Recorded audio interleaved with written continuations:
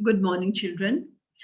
Today we will do part 2 of chapter 11, Life of Early Men. So let's start. First topic is improvement in life. We have already done the life of early men. The early men used to live in caves in jungles. Then he started living near the river banks. This was the improvement in life. And the discovery of fire also led to the improvement in his life. So, improvement in life. While living in the caves in jungles, early humans regularly required to go far off to the river banks for drinking water. जब early man caves पे रहता था, jungles में जो caves पे रहता था, वो जो केव्स होती थी वो रिवर से दूर होती थी और अर्ली मैन को पानी पीने के लिए रेगुलरली रिवर बैंक्स पे जाना पड़ता था, नदियों के किनारों पे जाना पड़ता था, जो कि उसको बहुत दूर पड़ता था. They gradually started living near river banks. फिर उसने अपना ब्रेन यूज किया और उसने रिवर बैंक्स के आसपास ही रहना शुरू कर दिया. ग्रेजुअली, स्लोली एंड स्लोली उसने जो अपनी सेटलमेंट्स थी वो रिवर बैंक्स के आसपास ही बना ली. Now they could get water easily for various activities. River banks के आसपास रहने से वेरियस एक्टिविटीज के लिए लाइक बाथिंग, वॉशिंग, ड्रिंकिंग और इन एक्टिविटीज के लिए जो पानी की जरूरत थी वो उसकी आसानी से पूरी हो गई. They also knew that all animals came to river banks for drinking water where they could be hunted easily. अब अर्ली मैन को पता था कि जो वाइल्ड एनिमल्स हैं वो रिवर बैंक्स पे पानी पीने के लिए आते रहते हैं और रिवर बैंक्स पे रहने के कारण अब उसके लिए हंटिंग भी क्या हो गई, आसान हो गई. उसको एनिमल्स को हंट करने के लिए जगह जगह नहीं जाना पड़ता था. रिवर बैंक्स पे एनिमल्स जब पानी पीने आते थे तो वो अर्ली मैन उनकी हंटिंग करता था, उनका शिकार कर देता था. Fish was their main food. जो फिश थी उनका मेन फूड था. रिवर वाटर में फिश होती थी और फिश जो थी अर्ली मैन का मेन फूड था. Earlier they lived in far off caves and it was difficult to meet each other, but now they started living in groups, helped each other, and gave protection to the families from wild animals together. Early man जो था पहले caves में रहता था. जंगल में caves दूर दूर भी होती थी, पास पास भी होती थी, पर इसलिए उस टाइम जब वो केव्स में रहता था तो उसके लिए बहुत मुश्किल था एक दूसरे से मिलना. ठीक है, लेकिन जब उसने रिवर बैंक्स के आसपास रहना शुरू कर दिया तो अब उनके ग्रुप्स बनने शुरू हो गए. अर्ली मैन ने ग्रुप्स में रहना शुरू कर दिया. रिवर्स के आसपास रहने से उनके ग्रुप्स बन गए और इससे क्या हो गया, उन्होंने एक दूसरे की हेल्प करनी शुरू कर दी और इससे क्या हो गया, फैमिलीज जो इकट्ठी हो गई और वाइल्ड एनिमल्स को और अर्ली मैन को वाइल्ड एनिमल्स से प्रोटेक्शन मिल गई. इस तरह उसकी जो लाइफ थी वो स्लोली एंड स्लोली इम्प्रूव होती चली गई. Not discovery of farming. अब अर्ली मैन ने रिवर बैंक्स पे रहना शुरू कर दिया. अब रिवर बैंक्स पे रहने से उसके पानी के जो उसकी वेरियस एक्टिविटीज के लिए पानी की जो रिक्वायरमेंट थी वो पूरी हो गई. अब उसने उसके माइंड में फार्मिंग उसने डिस्कवर की. वो कैसे डिस्कवर की? By this time early humans had quite developed their thinking process. अब तक अर्ली ह्यूमन अपनी थिंकिंग प्रोसेस को काफी डेवलप कर चुका था. उसकी सोचने की जो क्षमता थी वो काफी बढ़ चुकी थी. They noticed the seeds in the soil grow into plants and got the idea of growing the plants for their food. Early मैंने देखा वो खाने के बाद फ्रूट, जब वो फ्रूट्स खाता था ट्री प्लांट से, तो खाने के बाद अर्ली मैन जो था वो सीड्स को फेंक देता था. उसने देखा कि जो वो सीड्स फेंक देता है उनमें से कुछ सीड्स जो हैं वो ग्रो कर गए हैं और उनके प्लांट्स बन गए हैं. और यही से उसको आइडिया मिल गया कि he can grow the plants for the food. वो अपने फूड के लिए प्लांट्स को ग्रो भी कर सकता है. दे कलेक्टेड एंड सोड सीड्स इन द सॉइल. अब उसने सीड्स खाने के बाद उनको फेंकना शुरू कर दिया और सीड्स उसने फ्रूट खाने के बाद जो उनके सीड्स थे उसको फेंकना बंद कर दिया और उन सीड्स को उसने कलेक्ट करना, इकट्ठा करना शुरू कर दिया और फिर बाद में उसने उन सीड्स को मिट्टी में, सॉइल में सो करना शुरू कर दिया, सॉइल में बीजना शुरू कर दिया. Thus they began farming. और इस तरीके से फार्मिंग शुरू हो गई. Most of the seeds grew into plants. अब वो जो सीड्स मिट्टी में बीज देता था उनमें से काफी सीड्स जो थे उनके प्लांट्स बनने शुरू हो गए. Early man had transferred from being a hunter gatherer to a food producer. अब पहले हमने डिस्कस किया था कि अर्ली मैन हंटर गैदरर था, वो हंटिंग करता था, जगह-जगह जाता था एनिमल्स की सर्च के लिए और उनको मारता था, उनका रॉ मीट खाता था, ये उसका फूड था। और वो फूड गैदरर का मतलब वो जगह-जगह जाता था in search of food also, तो उसको हंटर गैदरर बोलते थे। अब रिवर बैंक्स पे रहने के कारण और फार्मिंग स्टार्ट करने के बाद उसकी हंटिंग जो है वो रिवर बैंक्स पे जो एनिमल्स आते थे उसकी हंटिंग इसलिए कर लेता था। और वो फूड गैदर करने के लिए फार्मिंग जब उसने डेवलप कर ली तो उसको फूड गैदर करने के लिए जंगल्स में नहीं जाना पड़ता था। इस तरीके से जो अर्ली मैन था वो हंटर गैदरर से अब क्या बन गया, फूड प्रोड्यूसर, फूड पैदा करने वाला बन गया। जब उसने डिस्कवरी ऑफ फार्मिंग कर ली देन ही बिकेम द फूड प्रोड्यूसर, अब वो हंटर गैदरर नहीं था। They use stones to dig the soil, उन्होंने पहले अर्ली मैन जो था अब सॉइल में जब सीड सो करने हैं, सीड्स को बीजना है तो सॉइल को डिग करना पड़ेगा, खोदना पड़ेगा, ऊपर नीचे करना पड़ेगा। तो इसके लिए अर्ली मैन शुरू में स्टोन्स यूज करता था, स्टोन्स को शेप्स देता था, उनको यूज करता था। Later they developed tools with proper shapes of wood and stones, लेकिन बाद में, लेटर मीन्स बाद में अर्ली मैन ने टूल्स बनाने शुरू कर दिए और उनको प्रॉपर शेप देनी शुरू कर दी। वो टूल्स वुड के भी होते थे और स्टोन्स के भी होते थे और इन टूल्स की हेल्प से वो सॉइल को डिग करता था और फार्मिंग करता था। Earlier, they plowed the land themselves, but later on began to use animals. शुरू में जब अर्ली मैन ने फार्मिंग स्टार्ट की तो वो जो मिट्टी को प्लो करना, लैंड को प्लो किया जाता है, जब भी सीड सो करने होते हैं तो लैंड को ऊपर नीचे किया जाता है, मिट्टी को टर्न किया जाता है।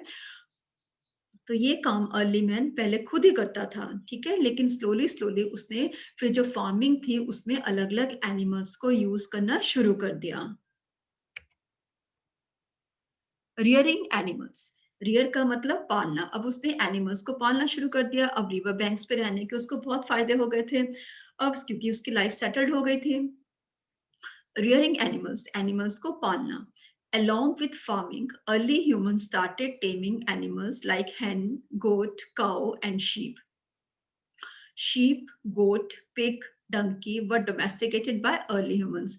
अब फार्मिंग के लिए उसको एनिमल्स की जरूरत पड़ी और उसने क्या किया, अर्ली ह्यूमंस ने hen, goat, cow, sheep, pig, donkey etcetera, ये कुछ एनिमल्स थे, इनको टेम करना शुरू कर दिया, पालतू बनाना शुरू कर दिया, डोमेस्टिकेट और अपने घरों में रखना शुरू कर दिया।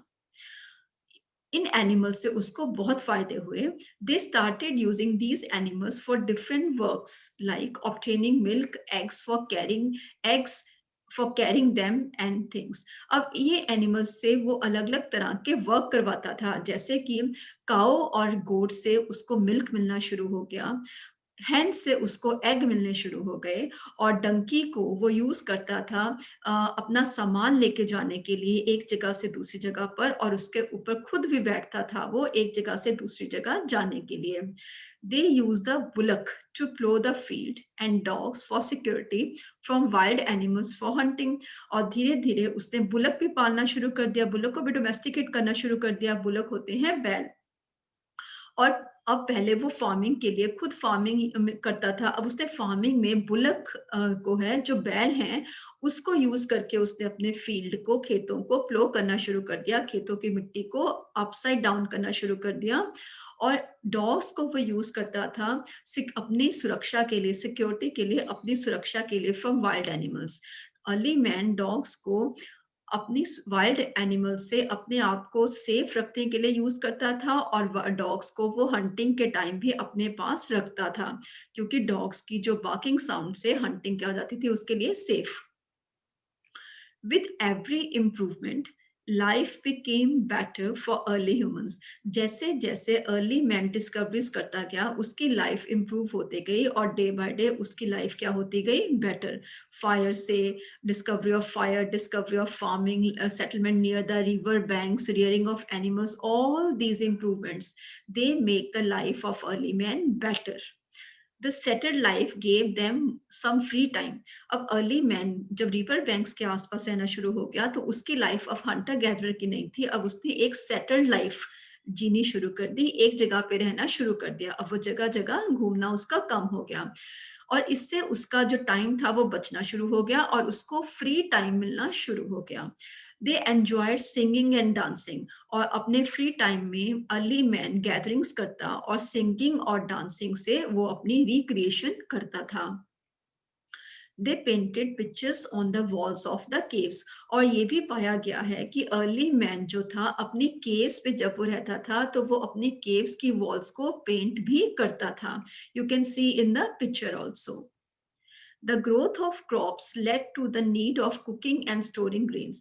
अब जब उसने फार्मिंग स्टार्ट कर दी तो क्रॉप्स ग्रो करनी शुरू हो गई। अब उस फसल को उसने देखा कि अब इस फसल को मेरे को स्टोर भी करना पड़ेगा, इकट्ठा संभाल के रखना पड़ेगा, और जो फूड था उसको कुक भी करना पड़ेगा। अब कुकिंग की और स्टोरिंग की जो जरूरत थी उसको दिखाई दी, और इन जरूरतों ने ही अर्ली मैन को इनकरेज, अर्ली मैन की थिंकिंग प्रोसेस को डेवलप किया और उसने डिस्कवरीज की, जिससे कि उसकी लाइफ इंप्रूव होती चली गई। Now water carriage, next invention थी, उसने बनाया वाटर कैरियज, वाटर के ऊपर कैसे मूव करना है।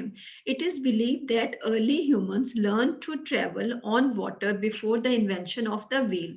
ये माना जाता है कि अर्ली ह्यूमन व्हील को इन्वेंट करने से पहले, व्हील की पहिए की खोज करने से पहले भी वो पानी के ऊपर ट्रेवल करता था। राइट, अर्ली मैन्स जो था वो पानी के ऊपर ट्रेवल करता था व्हील की खोज से पहले ही। इस पिक्चर में आप देख सकते हो, इस इसमें राफ्ट पे अर्ली मैन मूव कर रहा है और उसमें कोई भी व्हील अटैच नहीं है। They must have noticed some logs of wood floating on the water that gave them the idea of sailing. ये माना जाता है कि अर्ली मैन ने नोटिस किया होगा कि लॉग्स ऑफ वुड, कुछ लॉग्स ऑफ वुड हैं, वो पानी में डूबते नहीं हैं और वो पानी में फ्लोट करते हैं। पानी में फ्लोट करना, पानी के ऊपर वो तैरते हैं, और इसी चीज ने अर्ली मैन को आइडिया दे दिया सेलिंग का। पानी, उसने इसी चीज से उसको आइडिया मिल गया कि पानी के ऊपर चीजों को तैराया भी जा सकता है, सेल भी किया जा सकता है। शिप सेल करता है, पानी में वो चीजें मूव करती हैं, उसको हम सेलिंग बोलते हैं। Now they made a raft by tying some logs together that help them in fishing. अब अर्ली मैन ने कुछ लॉग्स ऑफ वुड इकट्ठे किए, लॉग्स मीन्स बड़ी बड़ी लकड़ियां जो थी, पेड़ों के बड़े बड़ी लकड़ियां इकट्ठी की और उनको उसने टाई कर दिया, इकट्ठा करके बांध दिया। कुछ लॉग्स इकट्ठे किए और उनको इकट्ठा बांधा और इससे उसने एक राफ्ट बनाई, RAFT, राफ्ट बनाई। You can see in the picture, this is a raft. He made the raft by tying some logs of wood together and, और इस राफ्ट पे बैठ के वो पानी में जाता, रिवर्स में जाता और फिशिंग करता था, और स्लोली एंड स्लोली एक जगह से दूसरी जगह मूव करने के लिए भी उसने राफ्ट का यूज शुरू कर दिया। Next is the discovery of wheel. Discovery of wheel से अर्ली मैन की लाइफ में बहुत चेंजेस आए, उसकी लाइफ बहुत ही बेटर होती चली गई। Discovery of wheel early man ने कैसे किया? Early humans walked on foot and later used animals to travel with very less goods. Early man जो था शुरू में ऑन फुट का मतलब पैदल ही एक जगह से दूसरी जगह जाया करता था। लेटर, लेकिन बाद में उसने ट्रेवल करने के लिए एनिमल्स को यूज करना शुरू कर दिया। रियरिंग ऑफ एनिमल्स उसने स्टार्ट कर दी थी, और फिर उसने एक जगह से दूसरी जगह पे ट्रेवल करने के लिए एनिमल्स के ऊपर बैठ के जाना शुरू कर दिया। और शुरू शुरू में वो अपना थोड़ा थोड़ा सामान भी एनिमल्स के ऊपर रख के लेके जाता था। गुड्स का मतलब सामान, वो अपने सामान को भी एक जगह से दूसरी जगह लेके जाने के लिए एनिमल्स को यूज करता था। Later they started carrying goods on tied pieces of wood. फिर उसने बाद में, लेटर बाद में उसने अपना जो सामान था उसको लकड़ी के टाइड पीसेस के ऊपर लेके जाना शुरू कर दिया। जैसे कि एक कार्ट बनाया, कुछ लॉग्स ऑफ वुड इकट्ठी की, उनको बांध के उसने टाई करके एक कार्ट सा बनाया, और कार्ट के ऊपर फिर अपने सामान को रखता और उसको खींचकर वो एक जगह से दूसरी जगह लेकर जाता था। इस तरीके से वो अपनी जो एक जगह से दूसरी जगह पे सामान को लेके जाना और खुद जाना वो जाया करता था। One day they noticed a big rock boulder rolling down the hill, which gave them the idea of a wheel. एक दिन अर्ली मैंने नोटिस किया कि एक बहुत ही बड़ी रॉक, जिसको कि बोल्डर बनते हैं, आपने देखा होगा चट्टानों के बहुत बड़े बड़े टुकड़े होते हैं। एक दिन अर्ली मैंने नोटिस किया एक बहुत बड़ी रॉक, जिसको कि बोल्डर बोलते हैं, वो एक हिल से, एक पहाड़ी से रोल होकर नीचे आ रही थी, गोल रोल होकर गोल गोल होकर नीचे गिर रही थी। और जब उसको रोलिंग होते देखा उसने, तो उसके दिमाग में व्हील का आइडिया आया। उसने देखा कि जब रोलिंग होती है तो किसी चीज को मूव करना क्या हो जाता है, आसान। एक बड़ी रॉक है, उसको अगर आप खींच के मूव करोगे तो वो मूव करना उसको मुश्किल है। लेकिन अगर आप उसको रोल करके, एक बड़ी रॉक को, बोल्डर का अगर आप रोल करते हो तो उसको मूव करना आसान है। इससे उसके माइंड में व्हील का आइडिया आया। They tried to make a stone wheel first, but it was difficult to make a hole in a big stone.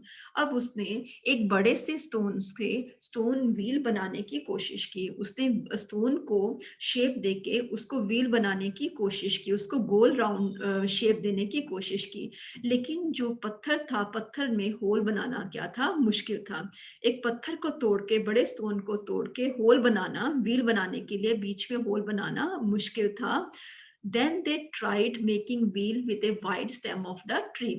एक पत्थर से जो व्हील बनाना मुश्किल उसको लगा, तो उसने क्या किया, जो वाइड स्टेम थे, जो बड़े बड़े पेड़ थे, उनके जो बड़े बड़े स्टेम्स थे, उससे उसने व्हील को बनाया। उससे उसने उसको शेप देके, तो उसने उसको व्हील में कन्वर्ट किया, ताकि जो उसको क्या मिल गया, वो चीज जो कि रोल होती थी। और रोलिंग, जो चीज रोल होती है, वो वर्क को रिड्यूस कर देती है। They fitted these wheels to the carts. अब हमने पहले डिस्कस किया है कि वो कुछ लकड़ियों को बांधता था और उसको उसके ऊपर अपना सामान रख के एक जगह से दूसरी जगह पर खींच कर लेके जाता था, या एनिमल्स की हेल्प से लेके जाता था। अब उसने जब व्हील बना लिया, तो उसने अब इन कार्ड्स पे के ऊपर कार्ड्स में व्हील को फिट कर दिया। व्हील जो थे वो रोल होकर चलते थे, इसलिए कार्ट को मूव करना क्या था, आसान। जब अर्ली मैन था वो कार्ट को खींचता था, वो था स्लाइडिंग, उससे चीज को मूव करना मुश्किल था। लेकिन व्हील जो था कार्ट के साथ फिक्स कर दिए, तो व्हील्स रोल होकर चलते थे। रोलिंग से कार्ट को खींचना आसान हो गया। Now they could easily move the carts on uneven ground. अब जब कार्ट्स के ऊपर व्हील लग गए, तो कार्ड्स को, चाहे जमीन ऊंची नीची जैसे भी जमीन थी, उसके ऊपर कार्ड्स को चलाना आसान हो गया with the help of the fitted wheels. Now traveling became easier and faster with the invention of wheel. Traveling भी easier हो गई, आसान हो गई और fast हो गई, जल्दी हो गई। Then the potter wheel was invented to make pots and pans with the clay.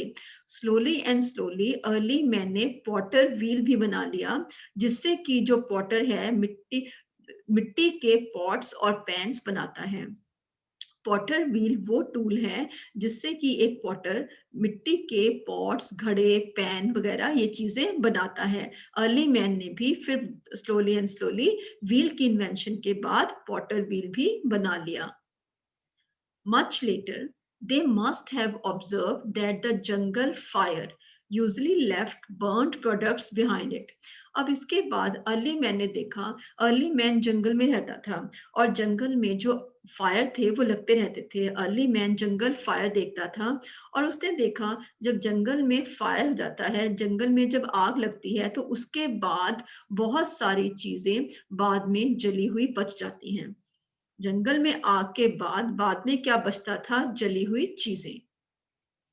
They would have found that some of the partially melted stones converted to solid metals on cooling down. अब early man ने देखा forest fire के बाद कुछ ऐसे stones थे जो कि पार्शली का मतलब जो पूरी तरह से मेल्ट, पिघले नहीं थे। कई स्टोन्स ऐसे थे जो पार्शली मेल्ट हुए थे, पूरी तरह से पिघले नहीं थे। वो उसने देखा कि वो जो स्टोन्स थे वो ठंडा होने के बाद सॉलिड मेटल्स बन गए। कुछ वोल्केनो लावा होता है, जब वो लावा ठंडा होता है, लावा ठंडा होने से रॉक्स होती हैं, लावा में ओर्स होते हैं। ओर्स ओर्स वो हैं, मिनरल्स हैं जिनसे कि मेटल्स निकाली जाती हैं। अब अर्ली मैन ने देखा कि फॉरेस्ट फायर के बाद कुछ स्टोन्स हैं, वो ठंडे होने के बाद अगर आप उनमें से मेटल्स निकाल सकते हो। सो इससे उसको आइडिया आया, this gave them the idea of extracting metal from the ores. और इससे अर्ली मैन ने देखा कि ओर्स से मेटल्स को निकाला जा सकता है। ओर्स वो मिनरल्स हैं जिससे कि मेटल्स निकाली जाती हैं। सो इससे अर्ली मैन को आइडिया मिल गया extraction of metals from the ores. जब उसने देखा कि फॉरेस्ट फायर के बाद जो जली हुई चीजें बचती हैं, उनमें जो जले हुए बड़े बड़े स्टोन्स हैं, जो उनमें से कुछ स्टोन्स में से मेटल्स को निकाला जा सकता है। They started melting such stones in fire and began making tools. अब उसने ऐसे वो stones जिनसे कि metals निकलती थी, उन stones को fire में, आग में जलाना शुरू कर दिया और उससे उसने metals निकालने शुरू कर दी और metals से उसने फिर अपने tools जो हैं उनको बनाना शुरू कर दिया. Iron and copper were the first metals to be discovered. Iron और कॉपर सबसे पहली मेटल्स थी जो कि अर्ली मैन ने डिस्कवर की थी, खोजी थी। They made sharp and strong tools and used them to clear forest for farming. In metal से अर्ली मैन ने जो टूल्स बनाए वो काफी शार्प थे और स्ट्रॉन्ग थे और इन टूल्स की हेल्प से वो इजिली फार्मिंग कर सकता था। फार्मिंग के लिए इजिली वो फॉरेस्ट को काट सकता था, क्योंकि फार्मिंग के लिए अगर लैंड उसको चाहिए तो उसको फॉरेस्ट को, जंगलों को काटना पड़ता था और फिर वो इन शार्प और स्ट्रॉन्ग मेटल के टूल से उसने जंगलों को काटना शुरू कर दिया और फार्मिंग के लिए लैंड को तैयार करना शुरू कर दिया। It was another leap towards the progress. Leap means a jump. और ये जो मेटल्स की डिस्कवरी थी, ये अर्ली मैन की प्रोग्रेस में, उन्नति में एक बहुत बड़ा जंप था। इससे उसकी उन्नति बहुत ही फास्ट होती चली गई। Gradually, new means of transport were developed like bicycle, tonga, scooter, car, bus, train, ship and aeroplane. Gradually, slowly and slowly, बहुत मीन्स ऑफ ट्रांसपोर्ट बनते चले गए, डेवलप होते चले गए टाइम के साथ साथ, जैसे कि बाइसिकल, टोंगा, स्कूटर, कार, बस, ट्रेन, शिप, एरोप्लेन। ठीक है, ये सारे वो मीन्स ऑफ ट्रांसपोर्ट हैं जो कि हम आज यूज करते हैं। Means of communication also developed like radio, television, telegraph and telephone. Early man जो था उसके पास कोई मीन्स ऑफ कम्युनिकेशन नहीं थे, वो हैंड गेस्चर से या अलग अलग तरह की आवाजें निकाल के एक दूसरों के साथ कम्युनिकेट करते थे। लेकिन समय के साथ साथ मीन्स ऑफ कम्युनिकेशन जैसे रेडियो, टेलीविजन, टेलीग्राफ और टेलीफोन की खोज भी होती चली गई, जिनको कि हम आज यूज करते हैं। And these inventions they are the reason why we are living a comfortable life today. और यही inventions हैं, means of transport, means of communication and other inventions, जिससे कि आज हमारी life जो है वो बहुत ही comfortable, बहुत ही आरामदायक हो गई है। So this was all for today. Thank you very much.